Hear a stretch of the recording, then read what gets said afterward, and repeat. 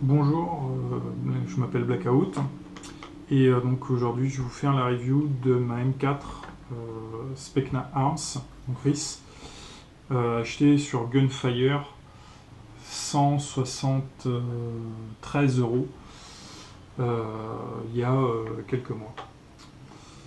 Donc elle est full métal avec le système de levier d'armement qui fonctionne, le bolt catch qui est fonctionnel. Donc on a accès au bloc hop-up. J'ai par une petite rondelle faite maison bloqué l'engrenage du bloc hop-up parce que la vis d'appui venait pas me serrer la molette. Donc du coup je perdais mon réglage. Donc voilà, donc j'ai solutionné ça avec du papier plastifié. C'est un peu, euh, c'est un peu faire les va comme je te pousse, mais ça fonctionne, ça maintient, donc voilà, ça fonctionne bien. Le hop-up est en métal.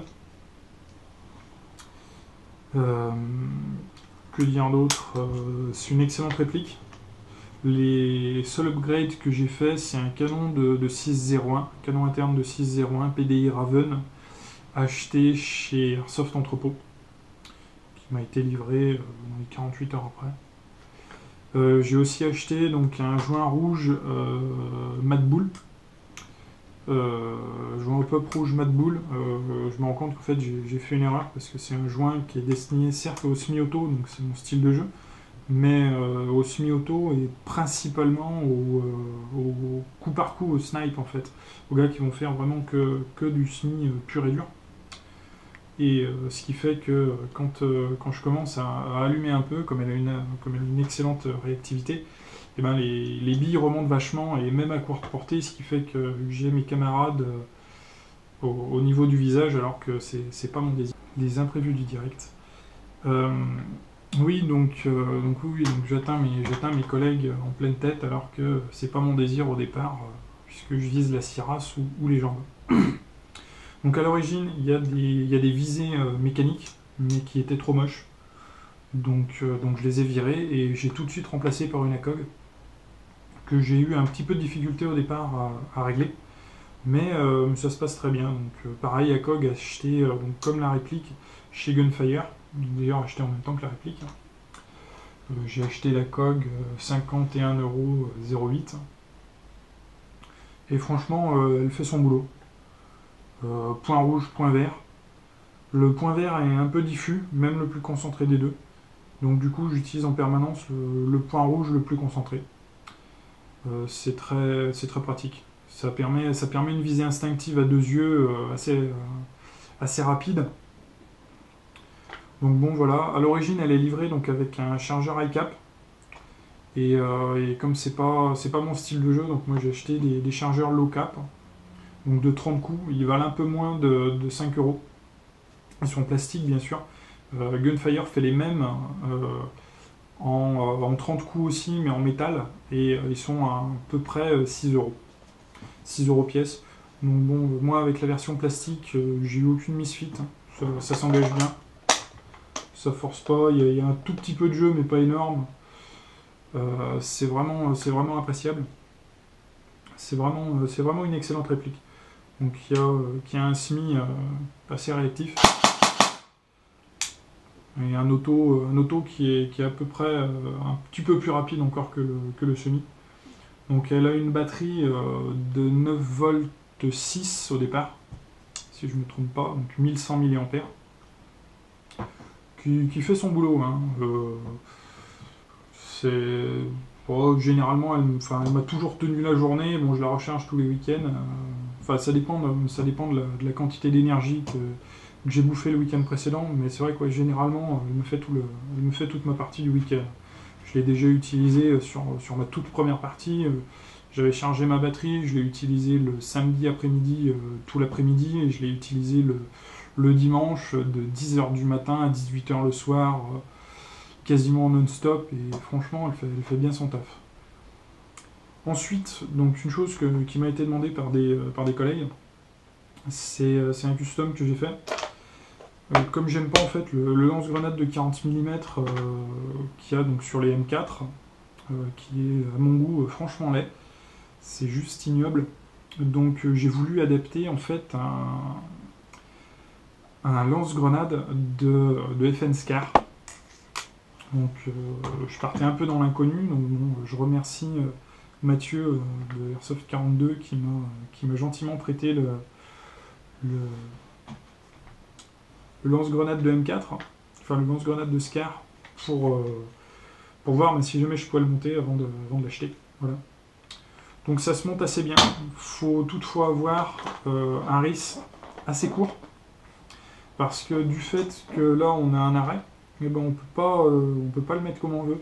Et comme on a aussi donc, un puits de chargement, pour pouvoir faire donc, passer nos chargeurs, tout simplement, nos chargeurs de M4, pour faire passer nos chargeurs de M4, et ben on est obligé de se mettre contre le puits de chargement. Donc il faut vraiment un RIS qui soit aux bonnes cotes. Moi j'ai eu du bol et c'était bon. Donc bon, c'est un RIS qui fait 14 NO haut, on va dire. Ça va juste, hein, regardez.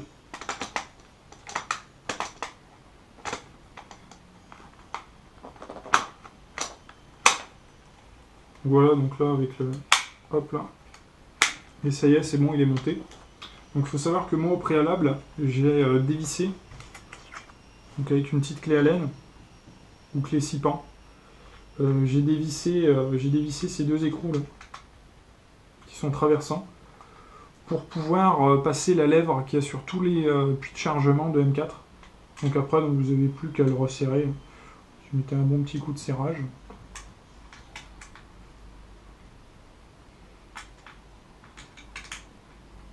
Et puis c'est bon.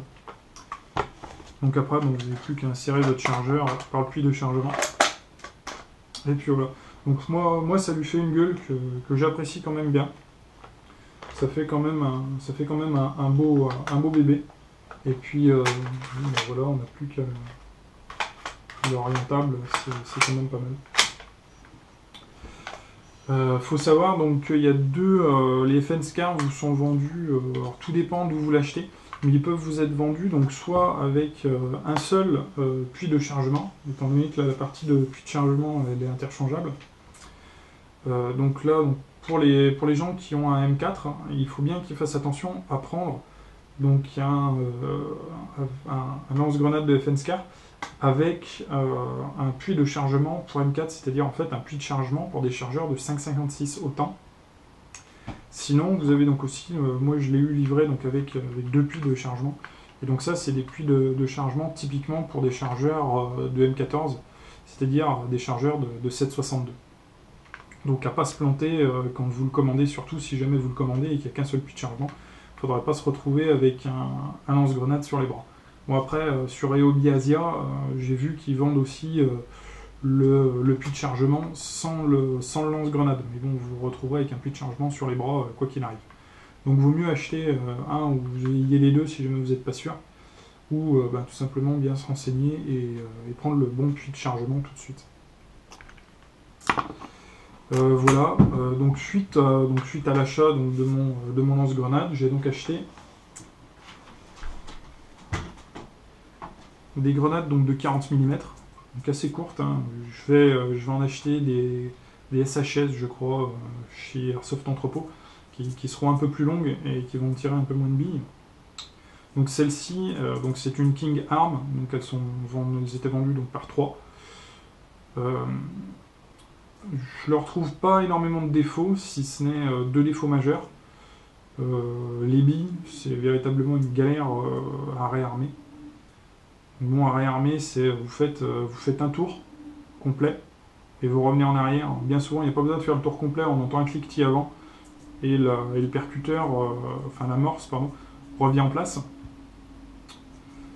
Et elles ont un gros problème de fiabilité au niveau du joint. Le joint, j'utilisais un gaz Abeille, je crois, et une fois sur deux, vous éjectez le joint. Donc moi, ça m'est arrivé en partie en forêt, et j'ai pas compris pourquoi ma grenade, ça a juste fait un pop, et que mes billes, enfin, je sais même pas si j'ai vu mes billes partir. Et donc du coup, je me suis rendu compte plus tard qu'il n'y avait plus de joint. Donc un peu les boules, parce qu'on ne peut pas se taper toute la forêt à pied pour retrouver un joint. D'autant que c'est des joints toriques qui sont assez spécifiques. Donc pour pouvoir les fiabiliser, je suis allé dans une entreprise qui s'appelle Paul. Je suppose que doit y en avoir un peu de partout en France. C'est un magasin qui vend autant aux professionnels qu'aux particuliers et qui est donc spécialisé dans tout ce qui est les caoutchoucs. Et donc notamment, moi, la partie qui m'intéressait, c'était la partie joint torique, comme c'est du joint spécifique. Et donc je leur en ai pris 10. Je leur en ai pris une petite pochette, ça m'a coûté 14 € et quelques. Donc c'est des joints de 27,10 mm par 1,60 mm. Ça coûte pas extrêmement cher et franchement ça permet de pouvoir tirer tranquillement. Donc moi je les ai mis, donc j'ai fait le passage au chargement, ça se charge très bien au bébé loader et je les ai déchargés, je l'ai déchargé 2-3 fois et pas de problème de joint qui se barre. Sinon, pour ceux qui n'ont pas forcément 14 € à mettre dans des joints ou qui n'ont pas 200 bornes à faire pour aller trouver un magasin Paul, j'avais commencé par juste y mettre en fait du scotch transparent. Ça permet au moins d'éviter que le joint se barre en totalité. Fait que quand vous sortez la grenade du lance-grenade, vous voyez qu'il y a votre joint qui a commencé à se barrer, mais au moins vous l'avez encore, donc vous pouvez le remettre. Donc voilà. Voilà. Au revoir.